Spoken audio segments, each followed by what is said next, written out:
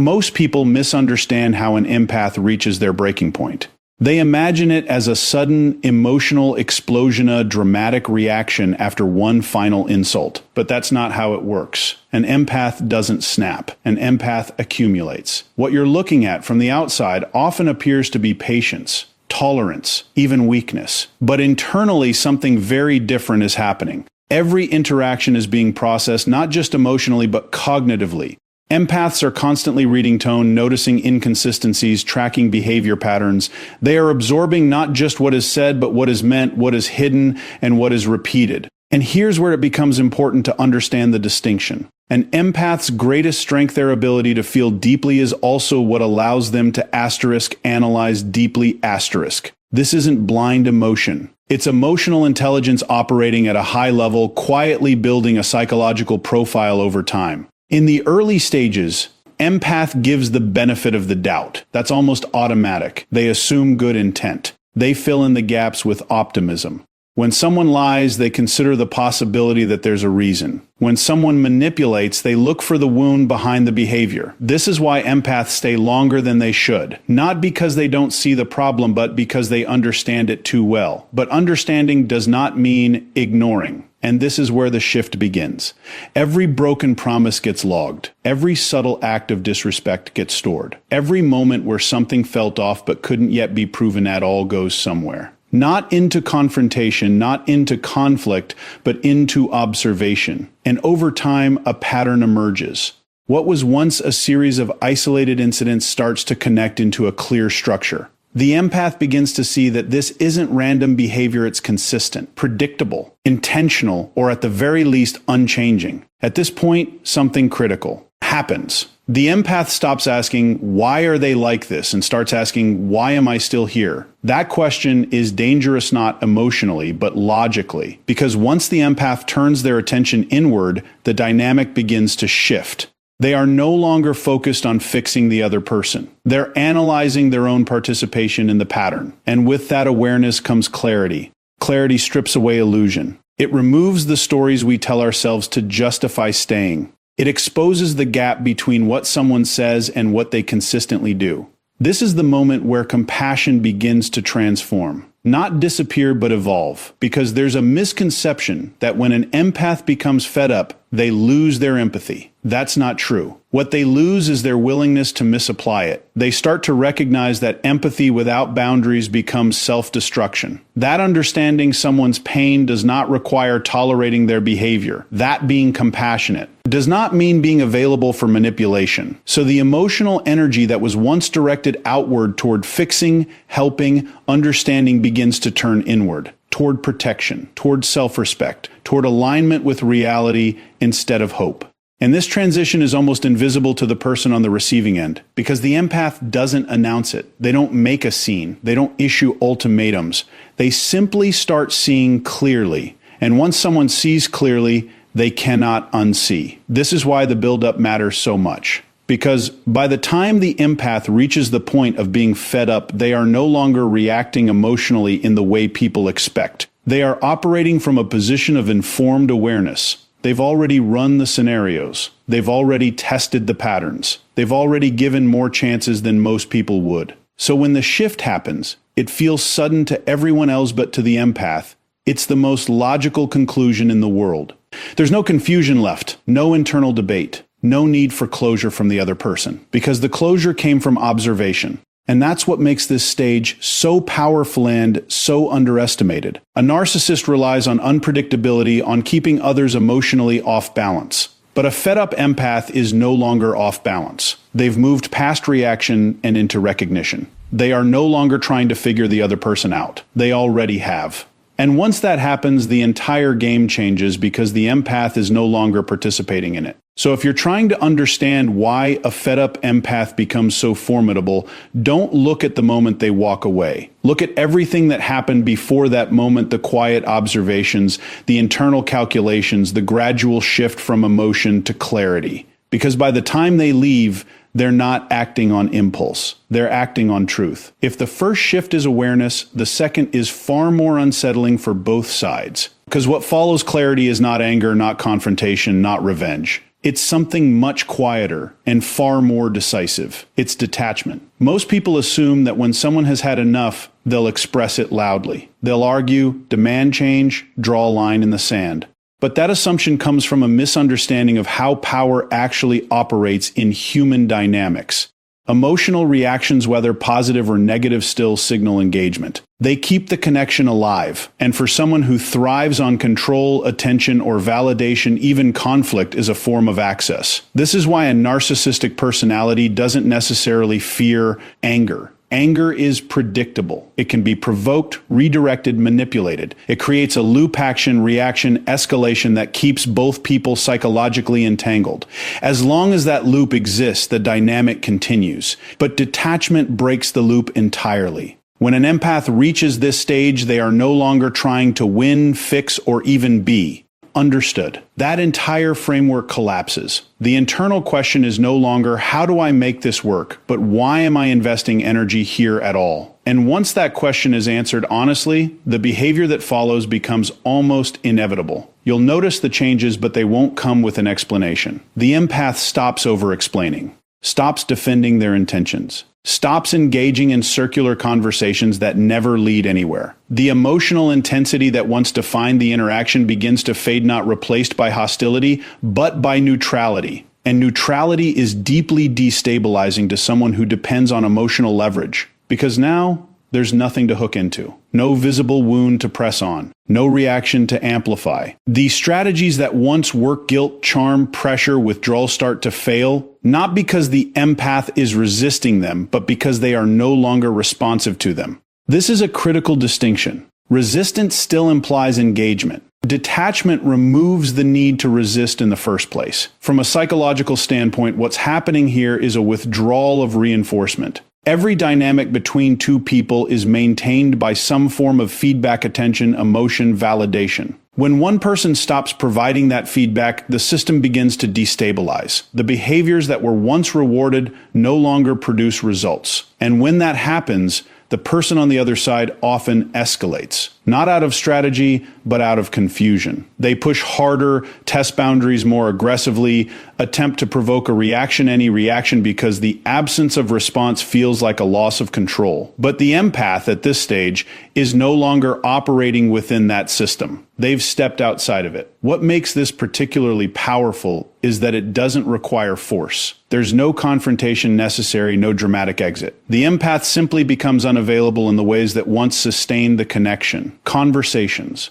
become shorter. Emotional investment becomes minimal. The energy shifts from outward engagement to inward stability. And this is where people often misinterpret what they're seeing. They assume the empath has become cold, distant, or indifferent in a negative sense. But what's actually happening is a reallocation of attention. The empath is no longer distributing their emotional resources indiscriminately. They're choosing where those resources go, and more importantly, where they don't go. That choice is what redefines the power dynamic. Because power in its simplest form is control over where attention flows. And when an empath withdraws that attention, they are no longer participating in a system that diminishes them. They are no longer available for manipulation, not because they've become defensive, but because they've become selective. This selectivity is often perceived as final, and in many cases, it is. When an empath reaches true detachment, there's a noticeable absence of internal conflict. They're not going back and forth, not second-guessing, not waiting for the other person to change.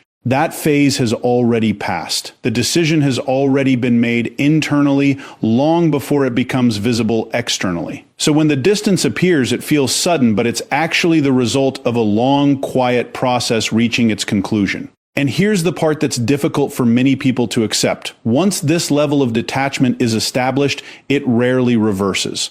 Because it's not based on emotion, it's based on understanding. The empath has seen the pattern clearly, recognized their role within it, and made a conscious decision to step out. Re-engaging would require ignoring that understanding. And once awareness reaches a certain level, that kind of self-deception becomes almost impossible. So the silence remains, the distance remains, not as a tactic, not as a punishment, but as a natural consequence of clarity. And for someone who relied on emotional access, That silence can feel more disruptive than any argument ever could, because there's nothing to respond to, nothing to manipulate, nothing to regain control over. Just absence. And absence in this context is not emptiness. It's resolution. So if you're looking at this dynamic from the outside, trying to understand where the real shift happens, don't focus on the moment the empath walks away physically. Focus on the moment they stop reacting emotionally, because that's when the connection actually ends.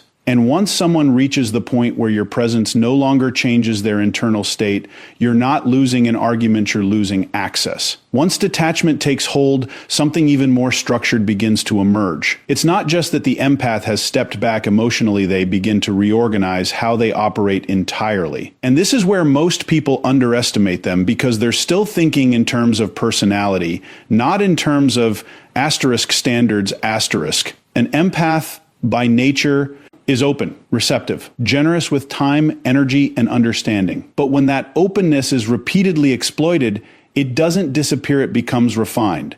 It becomes selective, and eventually it becomes disciplined. What you start to see is a shift from instinctive giving to intentional allowance. Before, access to the empath was easy. You didn't have to qualify for it, you didn't have to earn it. Their default setting was connection. They would meet people where they were, often lowering their own expectations in order to maintain harmony. But after the awareness and detachment phases, that model no longer makes sense to them, because now they've seen the cost. They've experienced what happens when boundaries are implied but not enforced, when empathy is extended without evaluation, when understanding is given to people who use it as a tool rather than receiving it as a gift. And once those patterns become clear, the empath begins to reconstruct their internal rules, not emotionally, but logically. They start asking different questions. Not, how can I help this person, but does this person respect what I offer? Not, what are they going through, but how do they behave when things don't go their way?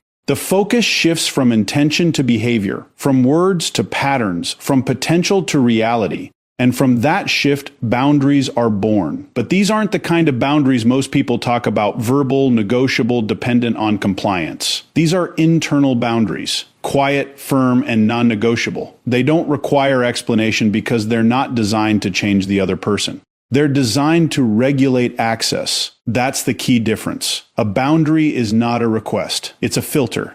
And once an empath begins to operate with that understanding, their entire presence changes. They become harder to read, not because they're hiding anything, but because they're no longer broadcasting everything. Their emotional availability is no longer constant, it's conditional. You'll notice it in small ways first. They don't respond immediately. They don't engage in every conversation. They don't feel obligated to maintain connections that drain them. There's a pause now, a moment of evaluation before they give their time or energy. That pause is where their power lives, because it interrupts the automatic patterns that used to define their behavior. It creates space between stimulus and response, and in that space, they choose differently. And those choices compound. They start saying no without over-explaining. They disengage without guilt. They observe without feeling the need to intervene. And over time, this creates a version of the empath that operates with precision rather than impulse. To someone who relied on their previous openness, this feels like a complete transformation. The same person who once tolerated inconsistency now rejects it immediately. The same person who once gave endless chances now sets limits after the first clear pattern. The same person who once prioritized harmony now prioritizes alignment. And here's where it becomes particularly difficult for a narcissistic dynamic to survive, because manipulation depends on access. It depends on emotional openings, on blurred boundaries, on the ability to test limits without consequence. But when an empath enforces boundaries internally, those openings disappear. There's no argument to win, because the empath isn't negotiating. There's no guilt to leverage, because the empath isn't overinvested. There's no confusion to exploit, because the empath is no longer ignoring what they see. Everything becomes clear, simple, and direct. If a behavior doesn't align, access is reduced. If the pattern continues, access is removed. No escalation, no drama, just adjustment. And that adjustment is what makes this stage so effective. It doesn't rely on controlling the other person, it relies on controlling participation. The empath is no longer trying to change the dynamic. They're deciding whether or not to be part of it. That decision point is where their autonomy is restored. And autonomy is something that cannot be manipulated once it's fully claimed, because at that point, the empath is no longer reacting to external pressure. They're operating from internal standards. Their behavior is guided by principles rather than emotions, by observation rather than assumption. This doesn't make them cold. It makes them consistent. It doesn't make them distant. It makes them intentional. And intention is what transforms empathy from a vulnerability into a form of strength. Now, instead of being accessible to everyone, they are available only to those who meet a certain level of respect, honesty, and reciprocity. Their energy is no longer scattered, it's directed. Their time is no longer given, it's invested. And once that shift happens, the dynamic changes permanently. Because the empath is no longer someone you can gradually wear down, subtly influence. They are someone who evaluates, decides, and acts based on a clear internal framework. And if you don't meet that framework,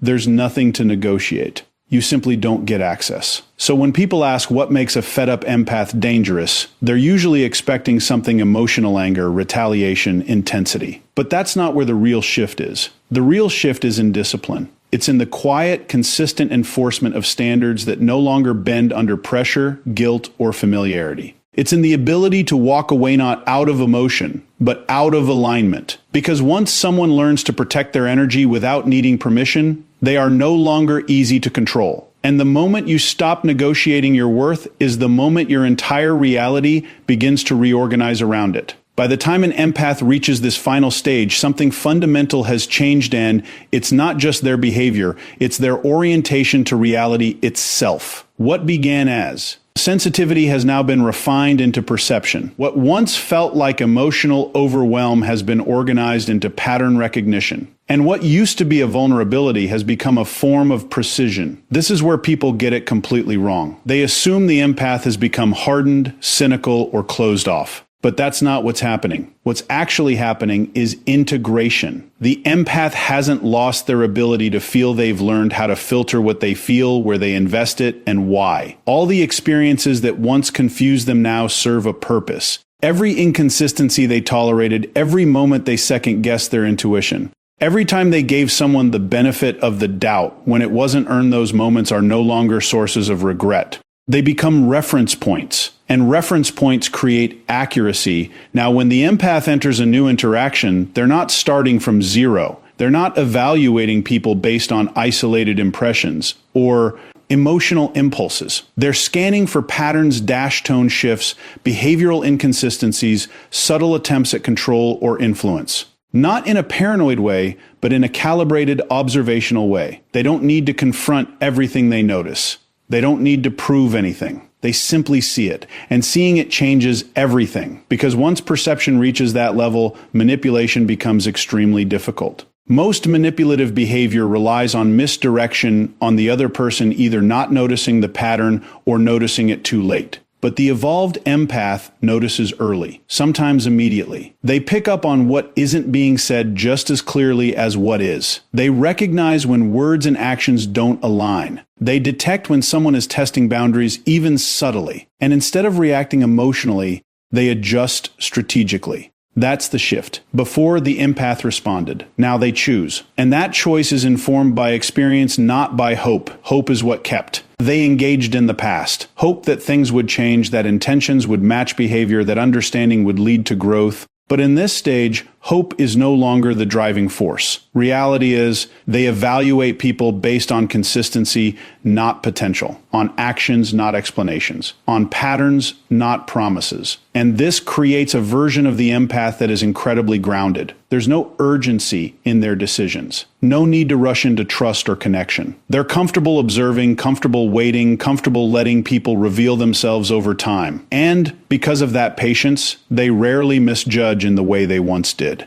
This doesn't mean they never get it wrong, but when they do, the correction is immediate. There's no prolonged denial, no internal negotiation to justify staying in a misaligned situation. The feedback loop is shorter, cleaner, more efficient. And this efficiency is what makes them so difficult to deceive, because deception requires time. It requires space to build a narrative, to create an illusion, to establish a version of reality that isn't entirely accurate. But the evolved empath doesn't give that space easily. They're attentive to the small details, the early signals, the subtle contradictions that most people overlook. They don't need a dramatic event to recognize a problem. A pattern is enough. And once the pattern is clear, the decision is made. What's important to understand here is that this transformation doesn't eliminate empathy, it stabilizes it. The empath still cares. They still understand. They still have the capacity to connect deeply. But now, that capacity is paired with discernment. They no longer confuse empathy with obligation. They no longer believe that understanding someone means tolerating their behavior. They no longer assume that emotional depth should come at the cost of self-respect. Instead, they operate from a position where empathy and boundaries coexist, where awareness guides emotion, rather than being overridden by it. And this balance is what creates a kind of quiet authority. You'll notice it in how they communicate directly, but not aggressively. Clear, but not defensive. They don't over-explain because they're not seeking validation. They don't overreact because they're not easily destabilized. Their presence becomes steady, consistent, difficult to disrupt. And that stability has an impact. People who are used to emotional volatility don't quite know how to engage with it. There's nothing to escalate, nothing to manipulate, nothing to pull apart. The usual strategies don't apply because the empath is no longer playing the same game. They've stepped into a different framework, entirely one based on alignment, clarity, and self-regulation. And within that framework, their decisions become simple. If something aligns, they move toward it. If it doesn't, they move away. No drama, no confusion, no need for prolonged analysis once the pattern is established. That simplicity is the result of everything that came before the awareness, the detachment, the boundaries. It's the natural conclusion of a process that has refined their perception to the point where truth becomes obvious. And when truth becomes obvious, hesitation disappears. So when we talk about a fed-up empath being more dangerous than a narcissist, we're not talking about aggression or retaliation. We're talking about someone who can no longer be easily influenced, misled, or controlled. We're talking about someone who sees clearly, decides quickly, and acts accordingly. Someone who doesn't need to prove anything because they're no longer operating within a system that requires validation. And that is a level of independence that most people underestimate until they encounter it. Because once someone reaches that point, the only thing that determines whether you have a place in their life is alignment with reality, not